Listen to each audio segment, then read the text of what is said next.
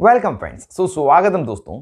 Methylcobalamin, जिसे हम मेकोबालामिन तथा विटामिन B12 भी कहते हैं, इसके टेबलेट तथा इंजेक्शन के बारे में आपने जरूर से सुना होगा और इनके लिए मैंने भी अलग अलग वीडियो बनाए हैं।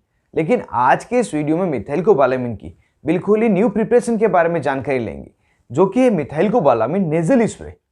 यह उन सभी के लिए काफ़ी महत्वपूर्ण है जिनमें विटामिन B12 की कमी है, लेकिन वह टेबलेट या इंजेक्शन लेने में असमर्थ है या लेना नहीं चाहते हैं। यहाँ हम जानेंगे यह नेजल स्प्रे कैसे काम करता है, किन किन स्थितियों में इसका प्रयोग लिया जाता है, यह क्या नाम से मेडिकल स्टोर पर मिल जाता है, कितने रुपए में मिल जाता है, इसको किस तरह से यूज़ करना है, जो कि इसका महत्वपूर्ण पार्ट है। साथ ही जब इसको यूज़ करते हैं आपको कुछ लक्षण दिखाई देते हैं, उनसे आपको बिल्कुल नहीं घबराना है। साथ ही इसको प्रयोग लेने पर क्या क्या साइड इफेक्ट दिखाई देते हैं, ये और इसके अलावा के महत्वपूर्ण बातें इस वीडियो में हम मिथाइलकोबालामिन नेजल स्प्रे के बारे में जानेंगे। इसलिए इस वीडियो को बिना स्किप के अंत तक देखें। मैं हूं आपका होस्ट मोहित आदिज, आप देख रहे हैं अपना YouTube channel learn about medicine. चलिए आज फिर कुछ नया सीखते हैं।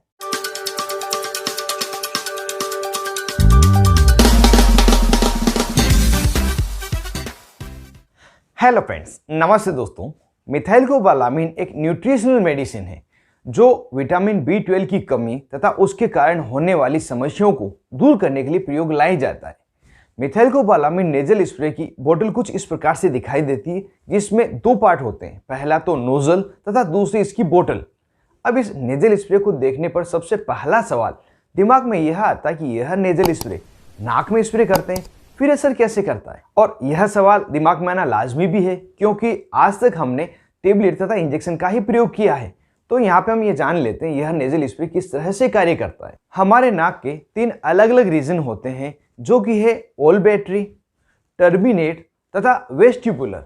जब भी नेजल स्प्रे नाक में किया जाता है तो डायरेक्ट ही यह टर्बिनेट रीजन पर लगता है और यहाँ पर दवा की ज़्यादा से ज़्यादा मात्रा को एब्जॉर्ब कर लिया जाता है, अवशोषित कर लिया जाता है। और यह एब्जॉर्प्शन के बाद में यह दवा हमारी स्किन की नीचे की लेयर से होती हुई ब्लड वेजल में पहुंचती है और ब्लड वेजल में ये ब्लड में मिक्स हो जाती है, खून में मिक्स हो जाती है और उसके बाद में ये पूरे बॉडी में रक्त संचार के साथ साथ में जाती है और जहां पर आवश्यकता होती है यह दवा कार्य करके उसकी समस्या को दूर करती है। तो इस तरह से यह दवा नाक में स्प्रे करने के बाद भी आपकी बॉडी में पहुँचकर सभी जगह पर कार्य करती है।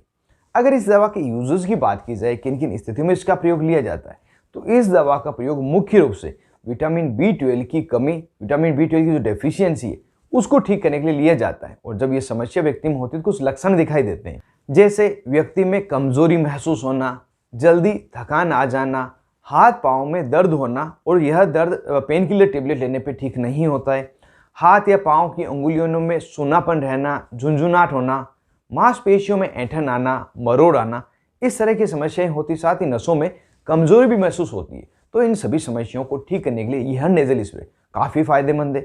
इनके अलावा कुछ बीमारियां ऐसे जिसमें इसको सपोर्टिव मेडिसिन रूप में दिया जाता है, जिसमें अनीमिया, जिसे हम खून की कमी कहते हैं, इसमें इसका प्रयोग लिया जाता है। साथ ही मस्तिष्क तथा तंत्रिका तंत्र में जब RBC का फ्लो कम हो जाता है तो RBC को फ्लो बढ़ाने के लिए भी इसका प्रयोग लेते हैं, जिससे कि मस्तिष्क की चेतना ज़्यादा रहती है और मेंटल अलर्टनेस आपको दिखाई देता है।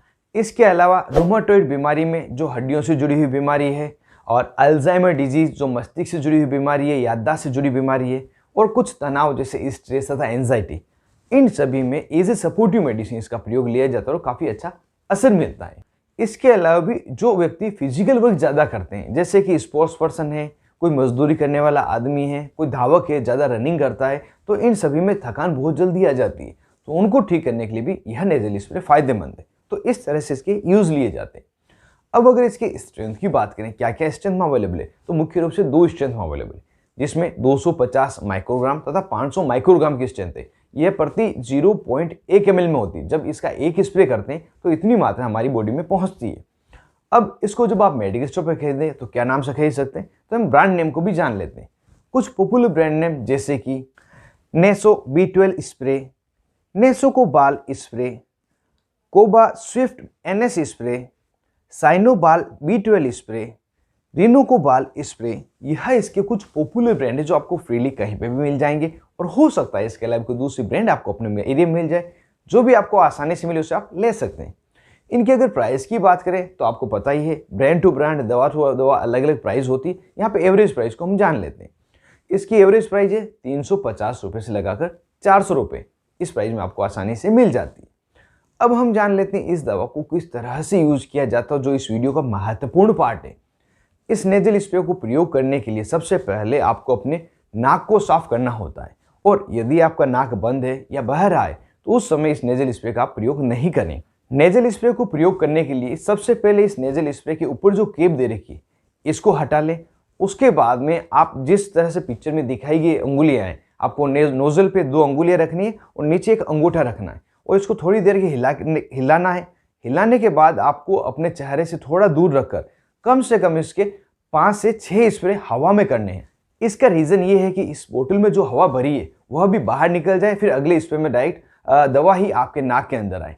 जब आप ये कर लेते हैं फिर आपको गहरी सांस लेनी है और उसे छोड़ देना है, और इसके बाद आपको जो स्प्रे है पहले नोजल में करना है और फिर दूसरे नोजल में, दोनों नोजल में इसका स्प्रे किया जाता है। और इसके बाद हो सके तो आप 8 से 10 सेकंड अपनी सांस रोक के रखें जब तक ये एब्जॉर्ब हो जाए।